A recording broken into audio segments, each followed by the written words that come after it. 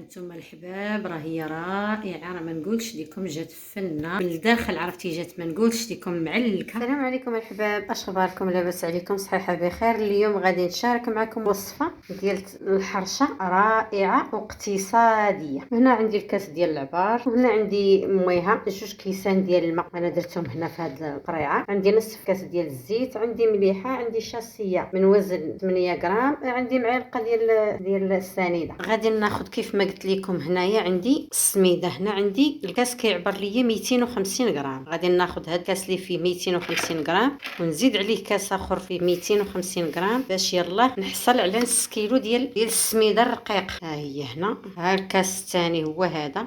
هنا غادي نزيد السنيده، غادي نزيد طريقه ديال الملح، وغادي نزيد واحد الخماره، غادي نزيد نص كاس ديال الزيت. ها هو راه كتجي رائعه رائعه وزوينه واقتصاديه. وهنا انا غادي نبقى بحال هكايا نحركها بلا ما ندير يديا حتى نبغي ناضه. وهنا الحباب بعد ما خلطتها غادي نزيد عليها هاد 2 كيسان ديال الماء راهم معبورين، وغادي نبقى نخلط فيها بحال هكايا.